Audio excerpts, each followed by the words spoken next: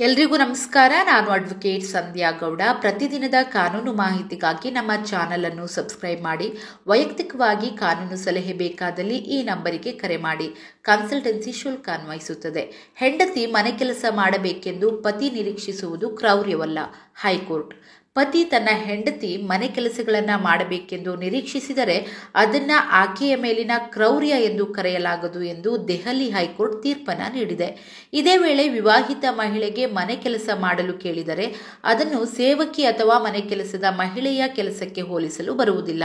ಅದನ್ನ ಆಕೆಯ ಕುಟುಂಬದ ಮೇಲಿನ ಪ್ರೀತಿ ಮತ್ತು ವಾತ್ಸಲ್ಯ ಎಂದು ಮಾತ್ರ ಪರಿಗಣಿಸಬೇಕು ಎಂದು ನ್ಯಾಯಮೂರ್ತಿ ಸುರೇಶ್ ಕುಮಾರ್ ಕೈಟ್ ಮತ್ತು ನ್ಯಾಯಮೂರ್ತಿ ನೀನಾ ಬನ್ಸಾಲ್ ಕೃಷ್ಣ ಅವರಿದ್ದ ವಿಭಾಗೀಯ ಪೀಠ ಅಭಿಪ್ರಾಯಪಟ್ಟಿದೆ. ಪೀಠ ತನ್ನ ತೀರ್ಪಿನಲ್ಲಿ ವಿವಾಹದ ಮೂಲಕ ದಾಂಪತ್ಯಕ್ಕೆ ಕಾಲಿಡುವ ಗಂಡ ಹೆಂಡತಿ ಭವಿಷ್ಯದ ಜವಾಬ್ದಾರಿಗಳನ್ನು ಹಂಚಿಕೊಳ್ಳಬೇಕಾಗತ್ತೆ. ವಿವಾಹಿತ ಮಹಿಳೆಯನ್ನ ಮನೆ ಕೆಲಸ ಮಾಡಲು ಕೇಳಿದರೆ ಅದನ್ನ ಸೇವಕಿ ಕೆಲಸಕ್ಕೆ ಹೋಲಿಸಲಾಗುವುದಿಲ್ಲ. ಅದನ್ನು ಆಕೆಯ ಕುಟುಂಬದ ಮೇಲಿನ ಪ್ರೀತಿ ಮತ್ತು ವಾತ್ಸಲ್ಯ ಎಂದು ಪರಿಗಣಿಸಬೇಕು ಎಂದು ಈಗಾಗಲೇ ಹಲವು ಪ್ರಕರಣಗಳಲ್ಲಿ ತೀರ್ಮಾನಿಸಲಾಗಿದೆ.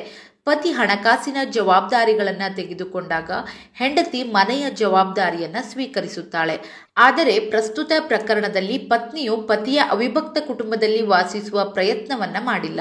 ಆರಾಮವಾಗಿರಲು ಮತ್ತು ತನ್ನ ಹೆತ್ತವರೊಂದಿಗೆ ವಾಸಿಸಲು ಆಗಾಗ್ಗೆ ತನ್ನ ವೈವಾಹಿಕ ಮನೆಯನ್ನ ಬಿಟ್ಟು ಹೋಗುತ್ತಿರುವುದು ಕಾಣುತ್ತದೆ.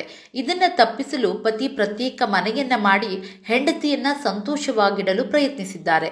ಇದರ ಹೊರತಾಗಿಯೂ ಕೂಡ ಪತ್ನಿ ತನ್ನ ಹೆತ್ತವರೊಂದಿಗೆ ಇರಲು ನಿರ್ಧರಿಸಿ ವೈವಾಹಿಕ ಕಟ್ಟುಪಾಡುಗಳನ್ನು ನಿರ್ಲಕ್ಷಿಸಿದ್ದಾರೆ.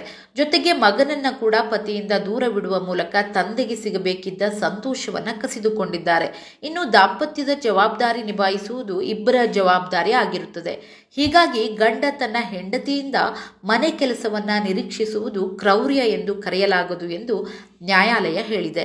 ಅಲ್ಲದೆ ಹಿಂದೂ ವಿವಾಹ ಕಾಯ್ದೆ 1955 ಸೆಕ್ಷನ್ 13 ಸಬ್ಕ್ಲಾಸ್ 1 ಅಡಿಯಲ್ಲಿ ಪತಿಗೆ ವಿಚ್ಛೇದನವನ್ನ ನೀಡಿ ಆದೇಶಿಸಿದೆ. ಮನೆ ಕೆಲಸಗಳಲ್ಲಿ ಭಾಗಿಯಾಗದ ಹೆಂಡತಿ ತವರು ಮನೆ ಸೇರಿದ್ದಾಳೆ. ಆತ್ಮಹತ್ಯೆ ಮಾಡಿಕೊಳ್ಳುವ ಹಾಗೂ ಸುಳ್ಳು ಕೇಸು ದಾಖಲಿಸುವ ಬೆದರಿಕೆಯನ್ನ ಹಾಕಿದ್ದಾಳೆ. ಮಗನನ್ನ ಭೇಟಿ ಮಾಡಲು ಕೂಡ ಅಡ್ಡಿಪಡಿಸಿದ್ದಾಳೆ. ಇದರಿಂದಾಗಿ ಆಕೆಯಿಂದ ವಿಚ್ಛೇದನ ಕೊಡಿಸಿ ಎಂದು ಪತಿ ನ್ಯಾಯಾಲಯದ ಮೊರೆ ಹೋಗಿದ್ದರು.